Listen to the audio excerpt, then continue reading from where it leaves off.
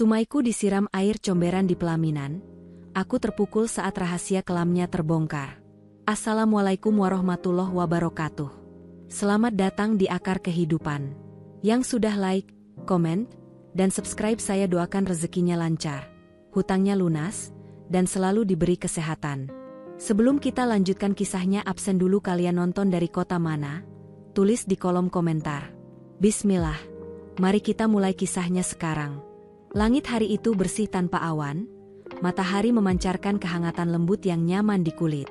Angin sore menyapu perlahan, memainkan ujung-ujung kerudung para undangan, membawa aroma harum melati yang menggantung manis di sudut-sudut taman. Aku berdiri di atas pelataran kecil yang telah disulap menjadi panggung mimpi. Kanopi dihiasi pita-pita putih yang melambai, kelopak mawar terserak di atas rerumputan, dan lampu gantung mungil berkilauan di antara dedaunan.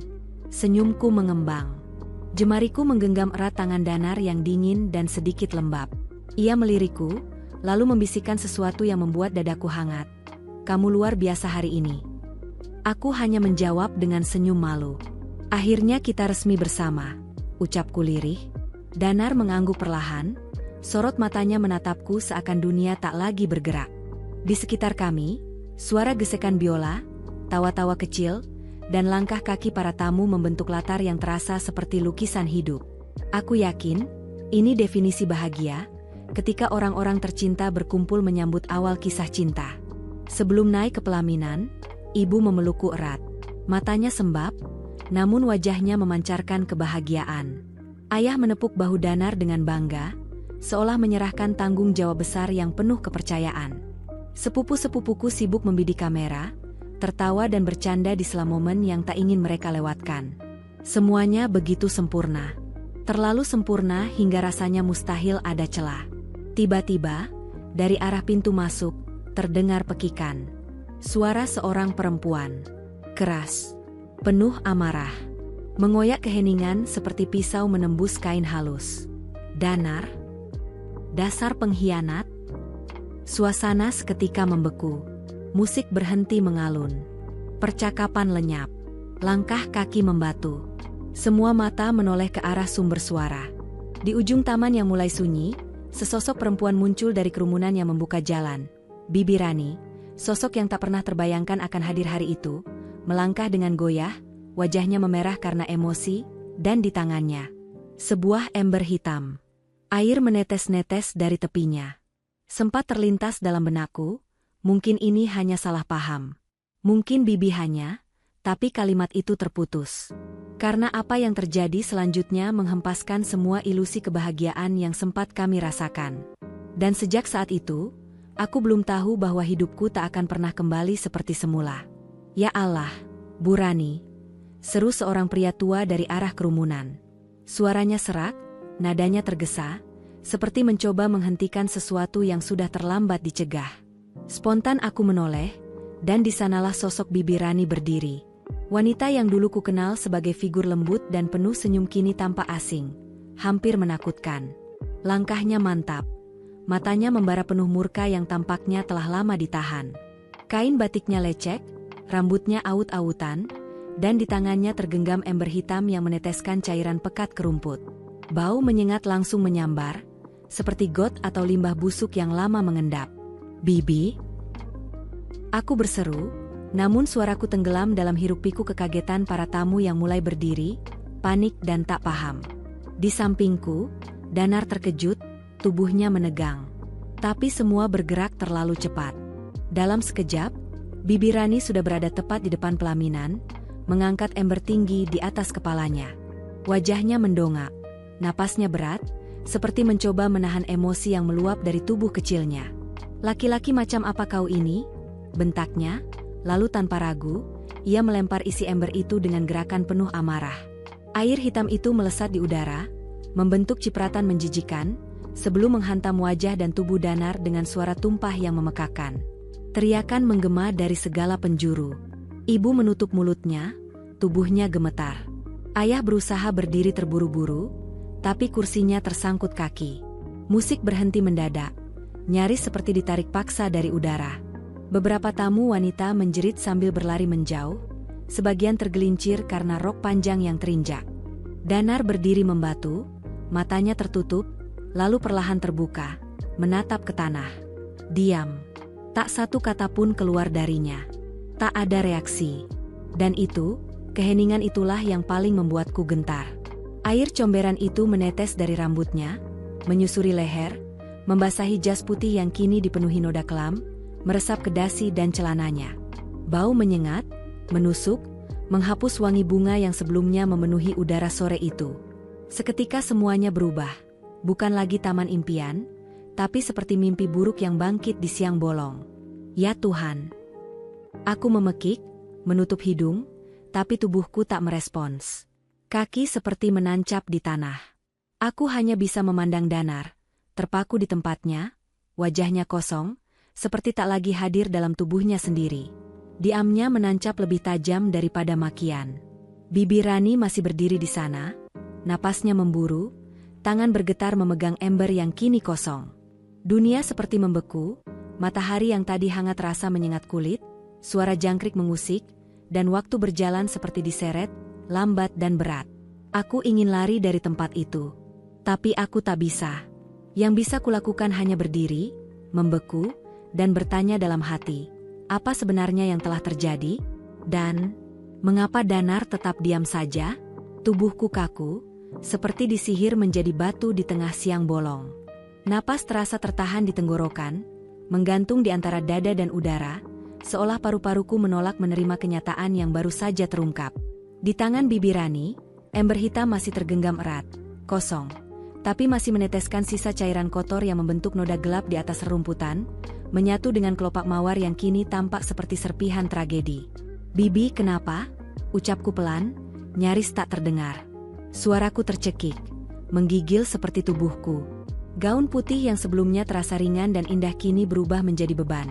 Seperti jaring halus yang menjerat, menahan gerakku dalam mimpi buruk yang nyata. Bibi Rani tetap tak bergeming. Tatapannya tajam tertuju langsung ke Danar.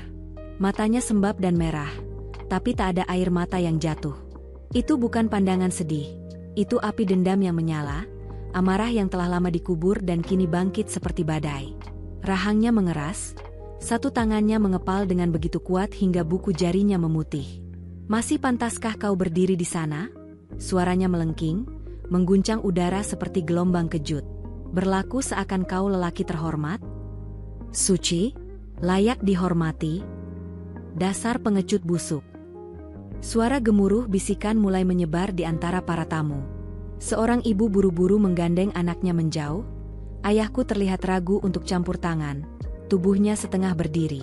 Tapi Danar tetap tertunduk. Tak ada sepatah kata pun. Tatapannya kosong, jatuh ke tanah, seakan pikirannya telah meninggalkan tubuhnya. "Kau hancurkan hidup anakku. Kau bunuh dia," jerit Bibi Rani. Kali ini suaranya pecah seperti kaca dilempar. "Kau tinggalkan dia dalam gelap, hingga dia tak sanggup bertahan. Kau kira aku akan diam saja?" Aku seolah ditampar oleh kenyataan. Kata-kata itu menyayat seperti sembilu. Bunuh, anak, mati, semuanya menghantam dadaku tanpa peringatan. Ini seharusnya hari cinta, hari perayaan. Tapi di pelaminan ini, yang terjadi justru seperti adegan dari tragedi yang ditulis oleh nasib paling kejam. "Cukup, Bu Rani, ini hari bahagia," seru seorang pria dari antara tamu, mencoba menghentikan amarah yang membakar. Tapi suaranya tenggelam dalam getaran suara Bibi yang kini lebih pelan, namun justru jauh lebih mengerikan. "Sudah cukup kamu bersembunyi di balik dasi dan senyumanmu, Danar," katanya datar. "Hari ini, semua akan tahu siapa dirimu sebenarnya." Aku memandang Danar, berharap ada sepatah penjelasan. Apapun. Sebuah bantahan. Sebuah permintaan maaf. Tapi tak ada. Hanya diam. Dan dalam diam itu, aku mulai merasa ngeri. Ngeri terhadap kebenaran yang mungkin akan segera terungkap. Kekisruhan menjalar seperti riak air yang menggulung dari pinggiran lalu menyerbu ke pusat. Suara-suara beradu dalam kekacauan, teriakan histeris, langkah kaki yang tergesa-gesa, dan bisikan penuh kejutan yang tak lagi sempat disamarkan. Ibu, dengan raut wajah cemas, maju ke depan dan berseru, "Umi, tolong ini acara keluarga, jangan seperti ini." Namun suaranya seakan lenyap, tertelan hiruk pikuk yang semakin liar. Ayah mencoba berdiri di tengah kerumunan tamu yang mulai mengangkat ponsel, merekam tanpa ampun, mengabadikan momen skandal yang belum sepenuhnya mereka pahami. Sekilas, kulihat seorang perempuan muda menutupi mulutnya, tertawa setengah syok, lalu menunjuk arah pelaminan sambil bergumam kepada temannya. Namun bagiku semua itu terdengar jauh, seperti gema dari dunia lain. Pendengaranku berubah seperti ditelan oleh deburan ombak yang lambat laun menenggelamkan semua bunyi. Aku tetap terpaku di tempat. Tubuhku tak mau bergerak. Waktu melaju cepat, tapi aku terjebak di satu titik. Tertinggal. Nafasku sesak, lidahku keluh, namun dari celah tenggorokan yang nyaris tertutup, aku memaksakan sebuah kalimat keluar. "Ana, Bibi," bisikku pelan, hampir tak bisa kudengar sendiri. "Maksud Bibi, Rani?" Bibi Rani akhirnya memandangku. Untuk pertama kalinya sejak semuanya meledak, matanya menatap tepat ke dalam mataku. Bukan hanya tatapan marah, itu adalah sorot mata seorang ibu yang telah lama menahan kehilangan, menyimpan derita yang membusuk dalam diam.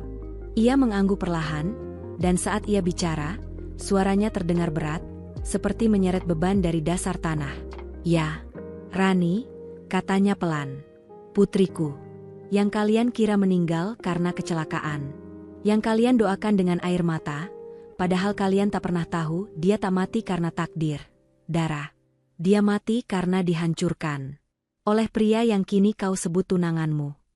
Jantungku seperti berhenti berdetak. Rani. Nama itu menghantam benakku seperti dentuman guntur. Sepupu yang dulu selalu riang, yang pernah mengajakku menari jaipong di halaman belakang rumah nenek, yang mendadak hilang dan dikabarkan meninggal dalam kecelakaan 2 tahun lalu. Aku masih ingat pemakamannya. Tapi aku juga ingat, tak pernah ada penjelasan yang pasti. Hanya kata, musibah. Hanya lirik suara Bibi yang berulang-ulang berkata, "Sudah kehendak Tuhan." "Dia sedang hamil, Dara," lanjut Bibi, suaranya kini bergetar. Perutnya membesar, tapi dia memilih bungkam. Malam-malamnya penuh tangis. Hingga akhirnya, dia menyerah. Dan laki-laki ini, ia mengarah ke Danar dengan telunjuk yang gemetar, suaranya kini menyala lagi, yang menghamilinya, pergi begitu saja. Tak pernah kembali, tak pernah bertanggung jawab. Dan hari ini, dia berdiri di sini, mengenakan jas bersih, siap menikahimu, seakan masa lalu itu bisa dikubur begitu saja bersama tubuh anakku. Tamu-tamu kini terdiam total. Ponsel-ponsel diturunkan. Tak ada yang berani menyela. Aku memejamkan mata, namun wajah Rani muncul begitu jelas. Senyumnya, suaranya, pelukannya di masa kecil. Semua kembali, menghantam seperti gelombang kenangan yang pahit. Dan sekarang, aku tahu dialah yang paling tersakiti. Dan tanpa sadar, aku berdiri tepat di atas luka yang belum sembuh itu. Hampir saja melangkah lebih dalam ke lubang yang sama. Aku ingin bicara, tapi suaraku tak keluar. Hanya satu pertanyaan yang kini menggema di dalam kepalaku, berulang tanpa henti. Kenapa Danar tak pernah mengucapkan satu kata pun tentang Rani? Aku memandangi Danar. Dalam hiruk pikuk yang belum sepenuhnya mereda, di tengah lautan tamu yang masih berdiri kaku dan saling berbisik, hanya ada satu sosok yang kuharapkan bisa meredam semua kekacauan ini dengan satu kalimat penyelamat. Dia. Tapi yang kulihat hanyalah seorang pria dengan wajah sekosong dinding, tubuhnya berbalut jas putih yang kini lembab dan ternoda oleh air kotor, dan matanya menunduk dalam, tak berani bersinggungan dengan siapapun. Bukan padaku, bukan pada Bibi, bahkan bukan pada dirinya sendiri. "Danar," bisikku lirih, nyaris tak terdengar karena tenggorokanku tercekat. Aku melangkah pelan, tubuhku bergetar dari telapak kaki hingga tengkuk. "Tolong katakan, semua itu tidak benar." Namun yang menjawab hanyalah senyap. Tak ada sepatah pun keluar dari bibirnya. Diam itu menggantung di udara, berat dan menusuk, seperti beban tak kasat mata yang menekan dadaku tanpa ampun. Dalam hati aku terus berharap, memohon, agar ia menyangkal, menjelaskan, membela diri, melakukan sesuatu. Tapi dia tetap tak bergeming. Mulutnya terkunci rapat, dan sorot matanya tetap terpaku ke tanah. Keheningannya menyakitkan. Lebih tajam dari fitnah, lebih menyayat dari tuduhan. Bibi Umi mendengus tawa, getir dan perih. "Kau lihat?" katanya sambil menunjuk ke arah Danar, nadanya seperti luka lama yang terbuka paksa. Itulah calon suamimu, Dara. Bahkan di saat seperti ini, dia tak mampu bicara. Tak mampu berdiri untuk kebenaran. Dia tetap pengecut, sama seperti dulu. Tamu-tamu mulai perlahan menjauh. Ada yang tertunduk malu, ada yang hanya bergeser sedikit tapi tak berani pergi, seolah tak bisa meninggalkan tragedi yang sedang tersaji di depan mata. Ibuku terduduk lemas, menutupi wajah dengan kedua tangannya. Ayahku berdiri membatu, seperti kehilangan kata. Gaung musik, tawa, dan perayaan kini sepenuhnya lenyap, bukan karena kegaduhan, melainkan karena kebenaran yang terlalu pahit untuk dibantah. Anakku memilih mengakhiri hidupnya, Dara. Suara bibi nyaring namun bergetar, menampar jiwaku. Dia meneguk pil tidur satu persatu, di kamar yang dulu dipenuhi foto kenangan kalian bertiga, kau, dia, dan Danar. Ia memandangku lekat-lekat. Dia menunggu seseorang datang. Menunggu ada yang peduli, tapi yang dia dapat hanya sunyi. Sunyi yang mencekik. Sama seperti yang kau lihat sekarang. Diam yang perlahan membunuhnya. Tanganku refleks menutupi mulutku. Perutku bergolak, mual, bukan karena sisa bau dari air kotor, melainkan karena realitas yang terlalu mengguncang. Air mataku jatuh, deras dan tak bisa kuhentikan. Aku menoleh kembali ke arah Danar. Jadi semuanya itu nyata? Tanyaku, suara nyaris habis. Kau tahu dia mengandung? Kau tahu dia meninggal karena semua itu? Danar hanya menarik napas panjang. Tidak menjawab, tidak mengangguk, tidak menggeleng. Diamnya seperti dinding tebal yang tak bisa kutembus. Dan saat itu juga aku sadar, kebenaran bukan terletak pada kata-kata yang dia ucapkan, melainkan pada bisunya yang tak mampu menyangkal. Dan di balik sunyi itu, aku merasakan luka yang lebih dalam dari apapun yang pernah ku kenal. Air mataku mulai menetes satu persatu, lalu berubah menjadi deras. Seperti hujan deras yang tumpah setelah langit menahan tangis terlalu lama. Hangatnya mengalir di pipi, namun perihnya menusuk hati. Langit yang semula cerah kini tampak suram. Entah karena awan yang menggelayut atau karena penglihatanku yang telah diliputi kabut air mata. Tubuhku terasa bukan milikku lagi. Ringan, kosong, tapi lumpuh. Aku berdiri kaku di antara hamparan bunga yang kehilangan warnanya, dalam tenda yang dipenuhi cahaya namun tak menyisakan kehangatan. Ini seperti mimpi buruk yang menyelinap di balik pesta. Lalu akhirnya, Danar bersuara. Suaranya pelan, parau, seakan berasal dari lorong jauh yang menggema tanpa henti. Aku tidak tahu Rani sedang mengandung, katanya lirih, nyaris tenggelam di antara desir angin. Kami memang pernah saling menyukai, sempat dekat. Tapi tiba-tiba dia menghilang. Aku cari dia, Dara. Aku tanya ke teman-temannya. Aku datang ke rumahnya, tapi... Cukup berpura-pura, seru Bibi Umi, memotongnya dengan nada seperti gelegar halilintar. Tangannya melayang menunjuk tepat ke wajah Danar, dan matanya menyala, bukan hanya karena amarah, tapi oleh luka yang telah lama ditahan. Jangan kau bungkus kebusukanmu dengan kalimat lembut. Kau tahu kenapa dia pergi? Karena kau membuatnya merasa tak berarti. Karena saat dia butuh kepastian, kau memilih diam. Danar kembali menunduk, tak sanggup membalas. Dan aku semakin tersesat. Jiwaku tercabik. Sebagian diriku masih ingin percaya bahwa Danar bukan sosok sekejam itu. Tapi sisanya tahu, diam yang terlalu lama adalah bentuk kejahatan juga. Dan penyesalan yang datang terlambat, tidak menyelamatkan siapapun. Tanganku gemetar saat ku genggam dada sendiri, mencoba menenangkan napas yang makin pendek. Semua hal yang dulu kuanggap sebagai pondasi hidupku, senyum hangat ibu, perlindungan ayah, suara bibi yang selalu memanggilku ke dapur, dan Danar laki-laki yang kuanggap rumah, semuanya perlahan hancur. Seperti bangunan lapuk yang akhirnya roboh saat kenyataan datang menghantam. Rasanya seperti dikhianati dari arah yang paling tak kuduga. Tapi lebih menyakitkan lagi, pengkhianat itu adalah orang yang selama ini kupeluk paling erat. Cinta yang selama ini kujunjung tinggi, ternyata dibangun di atas reruntuhan luka orang lain. Dan aku berdiri di atasnya, tanpa tahu bahwa setiap langkahku melukai hati yang pernah dikhianati. Langit mendengus lirih, bergemuruh seperti ikut menangisi apa yang terjadi. Angin sore menyapu lembut namun dingin, dan dari rangkaian di pelaminan, Kelopak demi kelopak bunga mulai berjatuhan. Seolah dunia pun ikut berduka. Aku ingin berteriak, ingin melarikan diri, ingin membatalkan segalanya. Tapi kakiku terpaku, seakan dikunci oleh rasa kecewa yang begitu dalam. Dan satu pertanyaan terus berputar di dalam benakku. Bagaimana aku bisa melanjutkan pernikahan ini, jika fondasinya adalah pengkhianatan sebesar ini? Tawa yang sempat memenuhi udara kini menguap begitu saja, digantikan sunyi yang menyelimuti seperti kabut.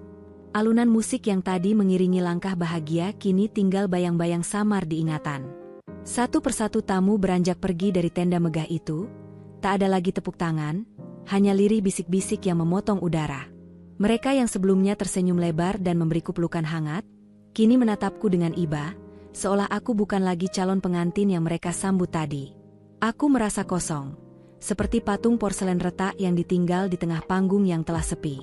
Aku mengunci diri di kamar hotel. Suasananya kini menyesakan, seolah dinding-dinding kamar menyusut mendekap tubuhku. Gaun putih yang seharusnya menjadi simbol mimpi yang terwujud kini, terasa berat seperti rantai di bahuku. Bahan lembut yang semula membawa kesan anggun kini berubah jadi jerat yang menarikku ke jurang gelap tak berdasar. Di ujung ranjang, aku duduk membungkus tubuhku, memeluk lutut, menatap cermin yang hanya memantulkan sosok perempuan yang tak lagi ku kenal, penuh luka dan kehilangan. Dari luar, terdengar ketukan pelan di pintu. Awalnya lembut, kemudian semakin kuat. "Dara, tolong, buka pintunya." Suara Danar terdengar pecah, basah oleh tangis. "Aku mohon, izinkan aku menjelaskan. Aku minta maaf." Tapi aku hanya mengeratkan pelukanku sendiri, seperti hendak menahan seluruh kenangan yang kini hancur berantakan. Tangisnya terdengar jelas di balik pintu. Tangis yang dulu mungkin akan kulari untuk kupeluk, kini justru membuat jantungku seperti diremas. Bagaimana bisa lelaki yang begitu kucintai selama ini berubah menjadi orang yang sanggup mengiris hatiku hingga tak bersisa? Tak satu kata pun keluar dari mulutku. Aku hanya duduk membisu, memandangi sepatu pengantin yang tergeletak miring di lantai. Semua rencana indah, mimpi yang kusulam sejak lama, kini lenyap begitu saja. Jari-jariku mencengkeram kain gaun itu, seolah bisa menahan masa lalu agar tak benar-benar pergi. Ketukan Danar belum berhenti. Suaranya makin patah, sesak oleh penyesalan yang tak kuasa lagi kuterima. "Dara, aku bodoh. Aku salah besar. Seharusnya aku bersikap lebih dewasa, lebih jujur. Beri aku satu kesempatan." Tapi semakin banyak kata yang meluncur darinya, semakin aku sadar, sudah tak ada lagi ruang untuk perbaikan. Terlalu dalam luka ini. Malam itu, aku tak memejamkan mata. Waktu berlalu perlahan seperti pasir yang tersisa di jam rusak. Aku hanya duduk, menangis, membiarkan air mata jatuh satu persatu, membasahi pipi yang kaku. Tangisku senyap, namun dalam. Setiap tetesnya membawa beban yang sulit terangkat. Pagi menjelang, mataku sembab, wajahku tak lagi menyerupai wanita yang pagi tadi tersenyum dalam balutan gaun pengantin. Dan hatiku seperti hampa total, sebuah ruang kosong yang tak lagi bisa diisi. Aku ingin melawan, ingin menjerit, ingin lari sejauh mungkin. Tapi kemana? Dunia di luar berjalan seperti biasa, namun aku tertinggal di ruang sempit ini, terkurung dalam kisah yang tak bisa diulang. Dan di dalam kesunyian malam yang begitu panjang itu, satu kesadaran perlahan menyusup. Aku bahkan tak tahu siapa diriku sekarang. Pagi di rumah kontrakan Bibi Umi datang tanpa suara. Tak ada jejak pesta yang kemarin meriah, semuanya terasa seperti fragmen mimpi buruk yang belum selesai. Langit di luar mendung, dan suasana di dalam rumah lebih kelabu. Aku melangkah pelan ke dapur kecil, ruang yang dulu selalu hangat oleh aroma masakan dan nyanyian-nyanyian lama Bibi yang mengalun pelan. Tapi hari ini, tak ada suara sendok yang beradu atau wajan yang mengepul. Hanya hening yang menggantung di udara, seperti sesuatu yang tak selesai dikatakan. Bibi duduk sendirian di meja kayu, tangan saling menggenggam di depan mulutnya, pandangannya terpaku keluar jendela. Wajahnya lelah, sorot matanya kosong, bukan karena marah, tapi karena terlalu banyak luka yang tak lagi bisa ditumpahkan lewat tangis. Sosok yang biasanya kuat, tegas, dan penuh semangat kini hanya bayangan dari dirinya yang dulu, seperti seseorang yang terlalu sering menanggung kehilangan. Aku mengambil tempat duduk di seberangnya, mencoba mencari kata, tapi semuanya terasa hambar. Lidahku keluh, seperti semua perasaan menumpuk jadi satu dan membatu. Bibi akhirnya bicara, suaranya berat dan nyaris pecah. Mungkin caraku menyampaikan semua ini salah, katanya pelan. Tapi Bibi cuma takut kamu akan berakhir seperti Rani. Dikhianati tanpa pernah tahu, sampai semuanya sudah terlambat. Nama itu, Rani, terdengar seperti duri yang tiba-tiba menancap. Aku membeku. Baru kali ini aku benar-benar mengerti bahwa Rani bukan hanya sepupu yang pergi terlalu cepat. Dia adalah luka yang terus dipeluk oleh Bibi setiap malam, dan kini peringatan nyata bagiku. Aku takut. Dara, lanjutnya, suaranya goyah. Takut kamu menikah dengan Danar, lalu perlahan-lahan rusak dari dalam. Seperti Rani dulu, dia menunggu kepastian yang tak pernah datang, menyimpan luka yang tak pernah ia bagi. Dan saat kami sadar, sudah terlambat. Setiap katanya menelusup seperti hujan kecil yang lama-lama membasahi seluruh tubuh. Aku bisa merasakan betapa dalam ketakutannya. Bibi yang selama ini kukira tak tergoyahkan, ternyata juga punya batas. Dan kini, batas itu retak di hadapanku. Aku ingin menanggapi, ingin mengatakan bahwa aku juga sakit, bahwa aku merasa dikhianati dan kehilangan arah. Tapi tak ada suara yang keluar. Tenggorokanku tercekat, jantungku berdetak terlalu cepat. Yang bisa kulakukan hanya duduk diam, membiarkan rasa asing ini mengisi ruang di antara kami. Bibi mengalihkan pandangannya kepadaku. Tatapannya hangat, tapi di dalamnya tersimpan duka yang dalam. Ia mengulurkan tangan, perlahan, ragu-ragu, namun penuh harap. Dan aku, tanpa banyak pikir, menyambutnya. Pelukan itu terjadi tanpa kata. Tidak ada permintaan maaf, tidak ada janji. Hanya keheningan yang berbicara. Tapi entah bagaimana, dari pelukan itu, aku merasa sedikit utuh. Di antara tarikan napas yang berat dan bahu yang saling menyandar, aku merasakan sesuatu yang nyaris tak kasat mata. Pengertian. Mungkin belum pengampunan, belum pula ketenangan. Tapi setidaknya, ada tempat di mana aku bisa diam, dan tetap dimengerti. Dan di tengah hening yang panjang itu, aku mulai sadar, hidup memang tak pernah sederhana. Tapi saat semua kata terasa gagal, kadang cukup ada satu pelukan, untuk mengingatkan bahwa kita belum sepenuhnya sendiri. Hari itu menjadi pertemuan terakhirku dengan Danar. Aku datang bukan untuk mencari penjelasan atau harapan baru, tapi untuk menyudahi segalanya. Luka yang sudah mengangat terlalu dalam tak mungkin dijahit kembali. Setiap langkah menuju rumahnya terasa seperti menapaki sisa-sisa kenangan yang dulu begitu hangat, namun kini berubah menjadi serpihan dingin yang menusuk dari segala arah. Udara di sekitarku pun seolah tahu bahwa yang kutuju bukan lagi cinta, melainkan perpisahan. Danar sudah menunggu di ruang tamu, ruangan yang dulu menjadi saksi tawa dan cerita kami. Kini tempat itu terasa asing, seperti aku tak pernah menjadi bagian darinya. Ia berdiri dengan raut wajah yang tampak lebih tua dari usianya, mata sembab, tubuhnya melemah, seolah rasa bersalah telah menggerogotinya selama berhari-hari. Saat aku masuk, ia langsung mendekat dan bersimpuh di hadapanku. "Dara, aku mohon, maafkan aku," ucapnya terbata, suara parau tertahan oleh emosi yang tak bisa lagi disembunyikan. "Aku takut, aku pengecut. Aku seharusnya jujur sejak awal, tapi aku terlalu takut kehilanganmu." Kata-katanya jatuh seperti hujan deras di tanah yang sudah tergenang, tak mampu menghapus apapun, hanya membuat segalanya semakin tenggelam. Aku menatap wajahnya, mencoba menemukan sisa-sisa kebenaran yang dulu pernah kutahu. Tapi semua itu seperti hantu masa lalu yang tak bisa disentuh lagi. Aku menarik napas dalam, mencoba berdamai dengan rasa yang bergemuruh dalam dadaku. Suaraku nyaris tak terdengar saat aku berkata, "Danar, aku pernah sangat mencintaimu. Tapi aku tak bisa membangun kebahagiaan dari puing-puing orang lain. Aku tak bisa memulai hidup denganmu sambil membelakangi luka yang kau biarkan terjadi." Setiap kata yang terucap terasa menyakitkan, tapi aku tahu aku harus mengatakannya. Ini bukan tentang menyerah, tapi tentang menyelamatkan diri. Danar menggenggam tanganku, matanya memohon, "Kita masih bisa memperbaiki semuanya, Dara. Kita bisa mulai dari awal. Aku berjanji, aku akan berubah." Aku menggeleng perlahan. "Bukan seperti ini, Danar. Cinta tak bisa tumbuh dari kebohongan.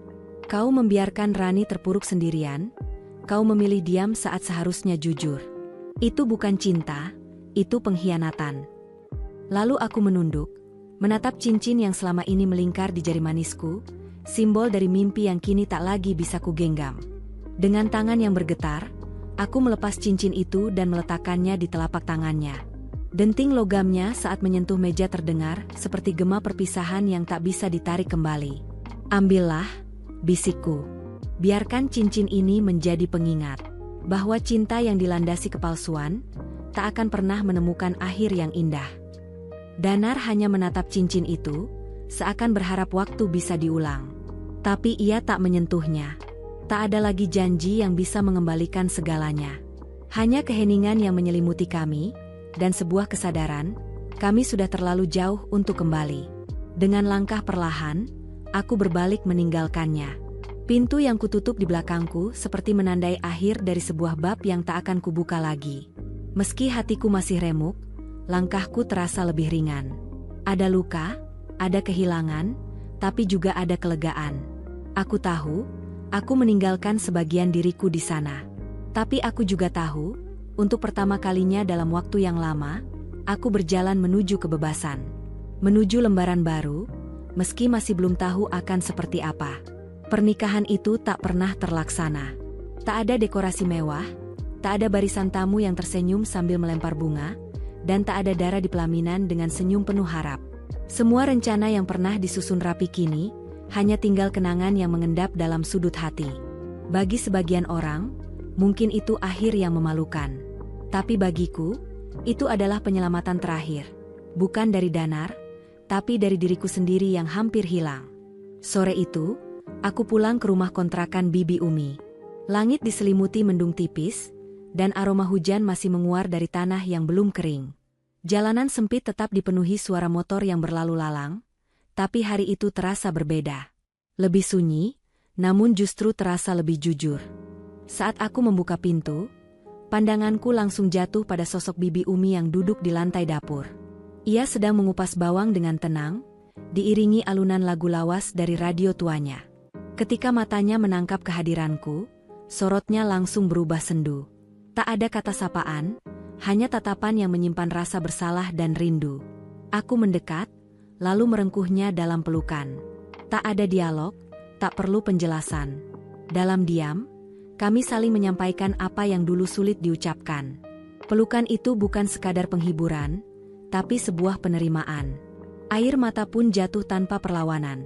Bukan karena kesedihan, melainkan karena kelegaan yang telah lama tertahan. Untuk pertama kalinya, kami tidak lagi berdiri di dua sisi yang berseberangan. Kini kami saling memahami tanpa pembelaan, tanpa penyesalan.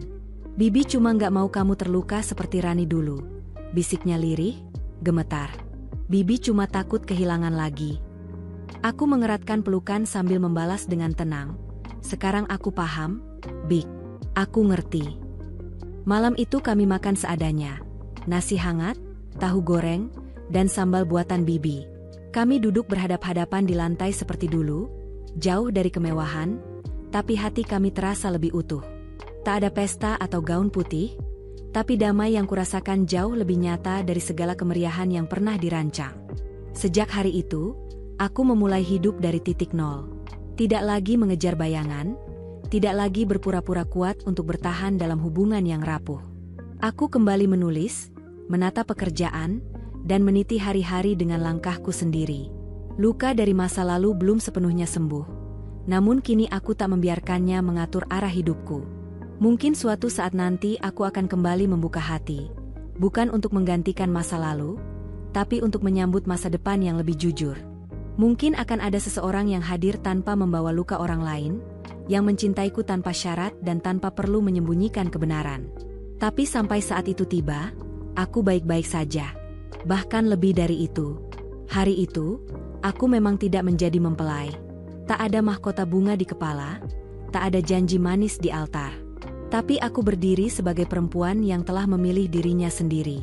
Dan dalam kesunyian itu, aku menemukan sesuatu yang tak pernah diajarkan oleh pesta. Kebebasan. Aku bebas. Bebas dari cinta yang pura-pura, dari luka yang diwariskan, dari masa lalu yang mencoba menahanku. Dan untuk pertama kalinya, aku merasa menjadi darah yang utuh. Bukan karena menjadi milik seseorang, tapi karena akhirnya aku memilih menjadi milikku sendiri.